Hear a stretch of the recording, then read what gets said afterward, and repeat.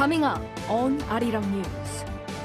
The U.S. and U.K. launched strikes against Iranian-backed Houthi targets in Yemen in response to weeks of rebel attacks on ships in the Red Sea. Iran condemns the strikes and Houthi warns of retaliation. The U.S. slaps a fresh round of sanctions on a Russian individual and 3 entities who are accused of having taken a role in Moscow's use of North Korean weapons against Ukraine.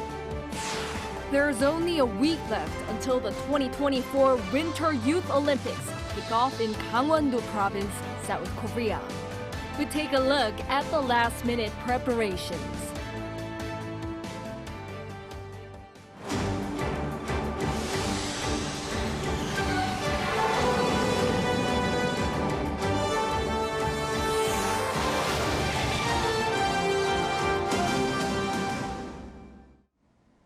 Good evening. It's 9 p.m. here in Seoul.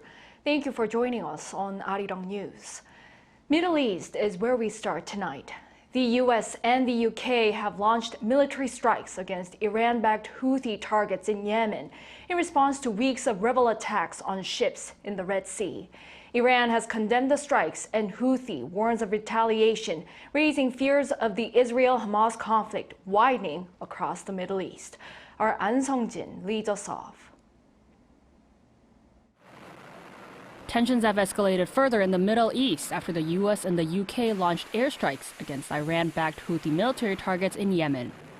The attack on Thursday local time is a retaliation against Houthi drone and missile attacks on ships passing through the Red Sea. The U.S. and the U.K. targeted the group's military infrastructure, weapons storage, and air defense facilities, while Australia, Canada, the Netherlands, and Bahrain supported with logistics. The U.S. military denounced Houthis' actions as, quote, illegal and dangerous, and said that they, quote, will be held accountable. There are now concerns that the presence of the U.S. and U.K. may further escalate the regional crisis. Iran was quick to rebuke the airstrike, saying that it further, quote, fueled insecurity and instability in the region, and added that further action should be prevented in fear of a wider war. Houthi military officials responded by calling the airstrikes foolish, while Saudi Arabia emphasized the need to further avert military attacks. Eyes are on Iran as to whether this will further trickle into a U.S.-Iran war or remain a proxy conflict. Meanwhile, South Korea, the U.S., and 8 other countries issued a joint statement that affirmed the priority of shared commitment to instigate stability and demobilize further military action that threatens global trade. The ongoing regional crisis escalated as the Houthi militants began attacks on commercial ships in the Red Sea and Suez Canal in support of Palestine in the Israel-Hamas war. An Sung-jin, Arirang News. An Iranian Navy has seized a U.S.-linked oil tanker in the coast of Oman, saying it is in retaliation for the United States confiscating Iran's oil on the same vessel last year. Shin Ha-young has details. The Iranian Navy seized an oil tanker, the St. Nicholas, in the Gulf of Oman on Thursday morning local time, according to Iran's state-run Tasnim news agency. The media outlet reported that the action was taken in compliance with an order from an Iranian court and was allegedly in retaliation for the confiscation of the same tanker and Iranian oil by the U.S. last year. According to the BBC, the oil tanker was in transit between the Iraqi port of Basra to its intended destination in Turkey when it was boarded by masked gunmen who ordered that the vessel's course be altered toward an Iranian port. There is believed to be 1 Greek and 18 Filipino nationals aboard as crew members on the Marshall Islands flagged ship. The location of the seizure is the Strait of Hormuz, a vital oil trading route for major oil production countries, including Saudi Arabia, the UAE, Iran, and Iraq. 1/3 of the world's natural gas consumption and 1/6 of the world's oil passes through the region. In response, the White House strongly condemned the action and urged the ship's immediate release. The Iranian government should immediately release the ship and its crew. These provocative and unacceptable actions need to stop. We'll continue to work with our allies and partners to deter and confront the full range of Iran's concerning and destabilizing behavior in close coordination, of course. Iran has previously warned of a strong response to the conflict in Gaza, as well as the assassination of a Hezbollah leader and airstrikes on Iran-linked facilities in Syria. And with attacks by Yemen's Houthi rebels on ships passing through the Red Sea, the capture of the St. Nicholas is expected to further intensify tensions in the region. Shin Ha-young, Arirang News. To prepare for any uncertainties when it comes to global trade routes in the Red Sea, the South Korean government on Friday held a special task force meeting. Headed up by the Trade Ministry, the task force concluded that no South Korean companies so far have been affected as scheduled imports of fossil fuels have been able to arrive, and exports have been able to reach their intended destinations. However, the government noted that it'll continue to monitor the situation so that none of the country's vessels get caught up in the conflict and that there's no disruption to the country's exports. Moving on, the U.S. slaps a fresh round of sanctions on a Russian individual and 3 entities who are accused of having taken a role in Moscow's use of North Korean weapons against Ukraine. Kyiv says a North Korean short-range missile that Russia used earlier to attack Ukraine turns out to be a North Korean version of Iskander. Our Kim Jong-sil has the latest. The U.S. State Department has imposed sanctions on 3 Russian entities and 1 individual involved in the transfer of North Korean ballistic missiles to Russia, which used them against Ukraine. U.S. Secretary of State Antony Blinken, in a statement on Thursday, said the U.S. will not hesitate to take further actions. You see, Russia is the permanent member of the United Nations Security Council, so the UN Security Council is kind of dysfunctional at this moment. So these countries, NATO, South Korea, Japan, and United States cooperate with each other to put more sanction on both Russia and North Korea. Both Moscow and Pyongyang denied the arms transfers, but the South Korean Unification Ministry says such transfers are evident. Despite repeated denials from both Russia and North Korea, the arms transfers are an evident fact. Such arms deals are a violation of UN Security Council resolutions and a legal act that disrupts international order. The deputy spokesperson added the arms deal must be stopped immediately. Kyodo News, citing the Ukrainian Defense Ministry, reported on Friday that the wreckage of a missile by Russian forces on January 2nd in eastern Ukraine turned out to be a North Korean short-range ballistic missile. The authorities said the missile is likely a KN-23, or also known as the North Korean version of Iskander, the name of Russia's short-range ballistic missile. A South Korean expert said the KN-23 is a conventional short-range ballistic missile, which has a range of about 600 kilometers. The Ukrainian authorities are claiming that the missile is North Korean-made because when they analysed the wreckage, it was larger in diameter than the Russian Iskander missile. The expert added that the military cooperation between Pyongyang and Moscow will likely accelerate in the future and that it could affect not only the war in Ukraine, but also the security on the Korean peninsula. Kim Jong-sil, Arirang News. Shifting gears, South Korea's new foreign minister Cho Tae-yol called on Japanese companies to help resolve the issue of wartime forced labor together. In a press briefing on Friday, he said he hopes Japanese firms could ride on the same boat to settle the long-lasting historical issues that stem from the Japanese colonial rule of Korea before and during World War II. His remarks come after the South Korean government last year announced its plan to compensate the Korean victims of Japan's wartime forced labor using funds procured through a public foundation instead of from the Japanese companies responsible. Over in Taiwan, voters there will be heading to polls tomorrow as the world watches to elect a new president who will lead the island for the next 4 years. Our foreign affairs correspondent Bae Eun-ji has more on what is at stake and how the election will affect U.S. China relations. Voters in Taiwan will head to polls on Saturday in an election that could put it on a collision course with China, which has long claimed the self-governed island as its territory. Beijing has kept military pressure on Taiwan in recent months, sending fighter jets, drones, and warships near the island. For the past 8 years, Taiwan has been led by current President Tsai Ing-wen, a member of the independence-leaning Democratic Progressive Party, who cannot run again because of term limits. 4 years ago, Tsai won a landslide victory, but this year, recent opinion polls show the ruling party candidate is only ahead by a narrow margin. The ruling DPP candidate William Lai Ching-te has called for voters to choose the right path to keep Taiwan's democracy strong.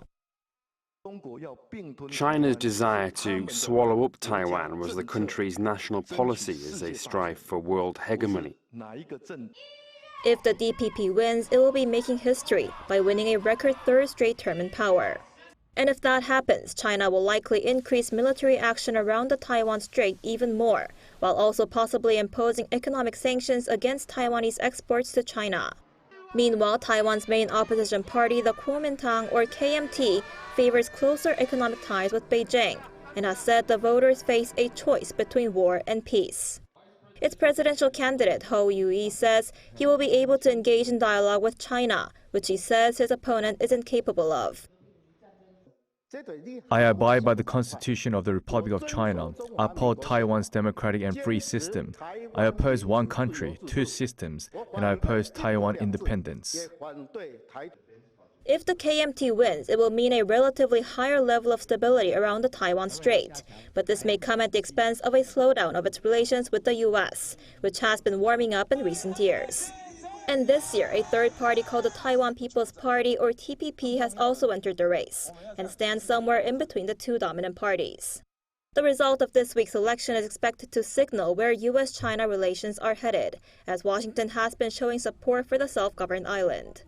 A non-resident fellow at U.S. think tank the Atlantic Council, who's currently in Taiwan, says a change in relations between China and Taiwan from this election could affect how the U.S. and China manage their ties, as Taiwan is a crucial partner to Washington, both diplomatically and economically. Taiwan is an indispensable partner to the U.S. broader regional Indo-Pacific strategy. And that's also, Taiwan is also being a major producer of leading cutting-edge technologies such as advanced semiconductor chips, for example. So if China-Taiwan relations warm up significantly, including warming up economic ties, that may create challenges in terms of how U.S. is strategically and economically de-risking and hedging against China.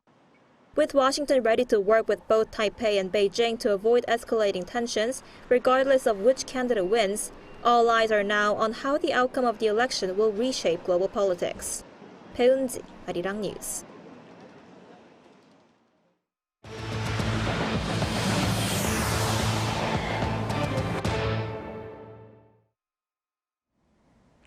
The South Korean economy is projected to recover driven by exports. But domestic spending and mounting geopolitical tensions may hinder growth. Our Moon Hae-ryun has the latest government assessment. South Korea's economy overall is showing signs of recovery, with sharp growth in exports and more stunted growth in facility and construction investment and private spending. The Economic Green Book released by the Ministry of Economy and Finance on Friday showed that while inflation is slowing and semiconductor exports are increasing, external conditions are continuing to contribute to economic uncertainties. Economic uncertainties continue with geopolitical tensions in the Middle East and the war in Ukraine, and there are mixed expectations of improvement in the IT industry and concerns about a weakening global recovery. December 2023 saw an overall growth of 5.1% in exports compared to the same month the year before, on the back of a recovery in South Korea's tech industry. Outbound shipments of chips increased by 13% on year, while ship and car exports jumped by 47% and 18% respectively. South Korea's exports performed well generally in the final month of 2023, as more than half of the country's 15 key export sectors saw a rise. The start of 2024 also saw a rebound in exports to China for the first time in 20 months. Consumer sentiment also showed an improvement, with the Consumer Sentiment Index rising by more than 2 points compared to November. The on-year increase for consumer prices recorded in December was the lowest seen since July at 3.2%. That being said, retail sales, a key gauge of private spending, fell by 0.3% on year. Retail sales in South Korea have been declining since the second quarter of last year, and while consumer sentiment was high in December, the government predicted that it was the major discount events for vehicles and other items that contributed to the high CSI. The price of fruit led an upsurge in prices, with oil prices on a downward trend in line with falling global crude oil prices. Facility and construction investment saw a decline on year in November, while production slowed for the service industry. The finance ministry said it would continue to manage potential risks, such as real estate project financing, and prioritize recovering price stability. Moon Hae-ryun, Arirang News. In the U.S., consumer prices rose higher than expected in December on the back of housing and healthcare expenses. Lee Sun-kyun has more. U.S. consumer prices rose 0.3% in December, higher than the market expectation of 0.2%. On a 12-month basis, U.S. CPI rose 3.4%, also exceeding market expectations of 3.2%. Core CPI, which excludes volatile food and energy prices, also rose 0.3% for the month and 3.9% year-on-year. However, the on-year core reading was the lowest since May 2021. The larger-than-expected gains in consumer prices come on the back of rising shelter prices and healthcare. Shelter prices rose 0.5% for the month and accounted for more than half the core CPI increase.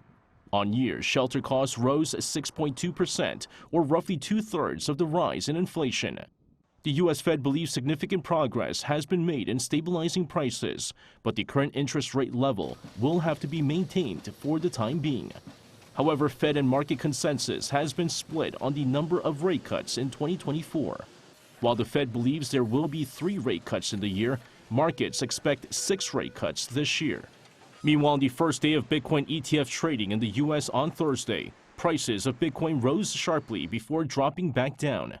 According to American cryptocurrency exchange Coinbase, the price of Bitcoin exceeded $49,000 on some exchanges in the early trading period, but fell back down to the 46,000 range later in the afternoon.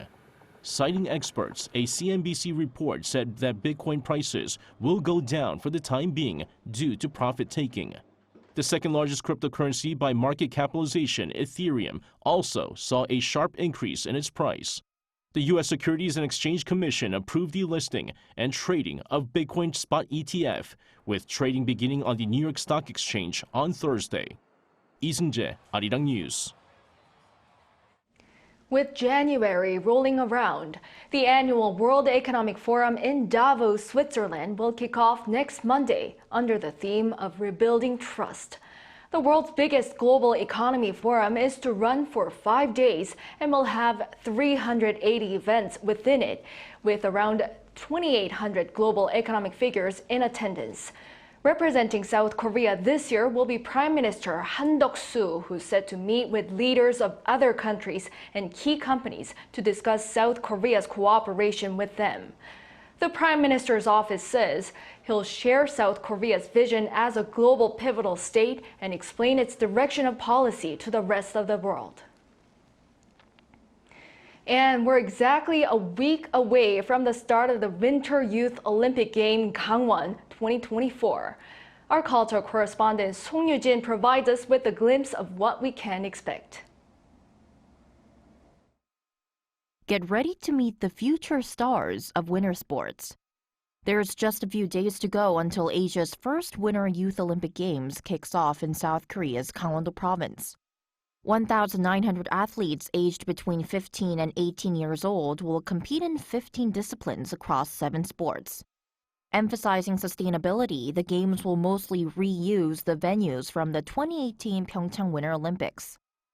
The Gangneung Ice Arena is once again the stage for curling, figure skating, and short track speed skating. The nearby Gangneung Hockey Center will host ice hockey as well as 3-on-3 ice hockey, a Youth Olympic exclusive discipline.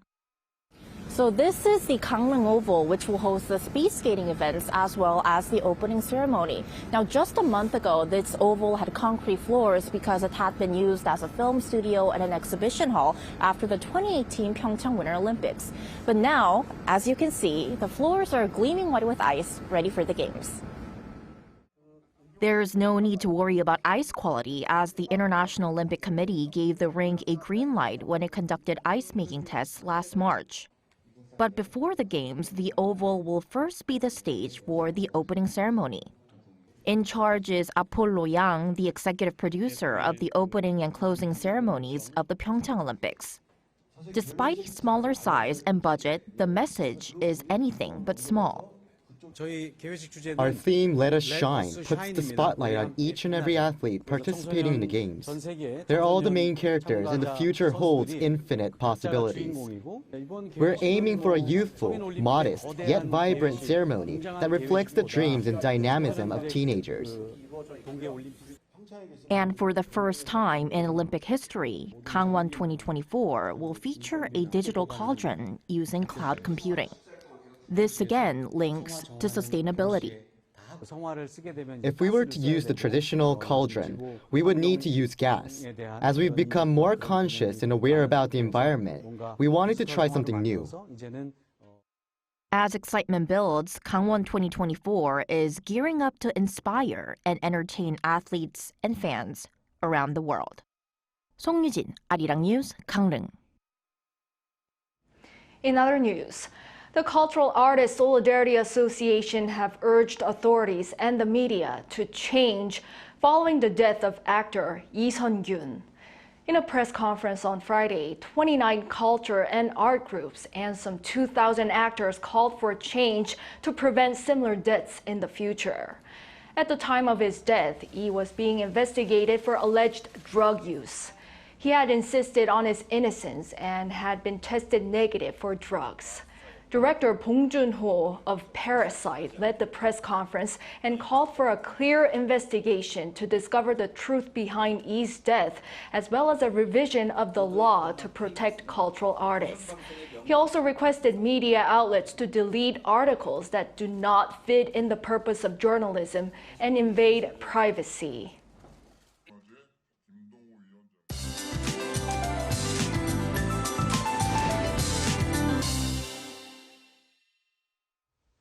It seems like ultrafine dust has been resolved all over the country from this afternoon.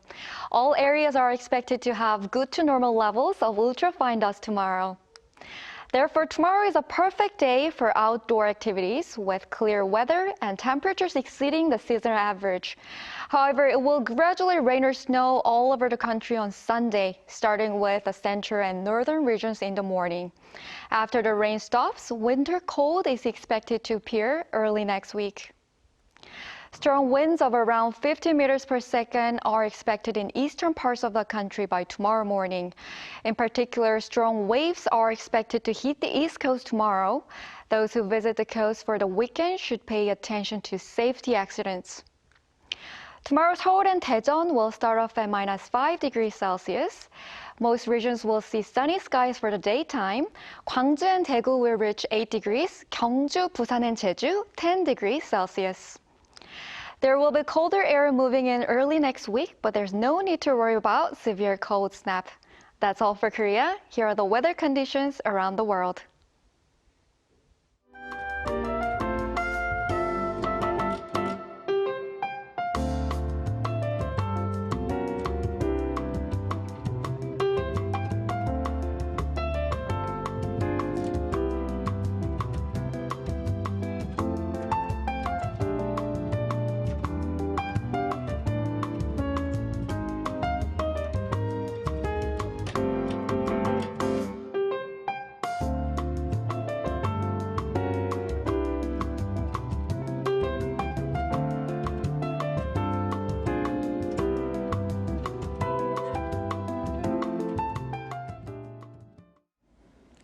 Well, that is all for this newscast tonight.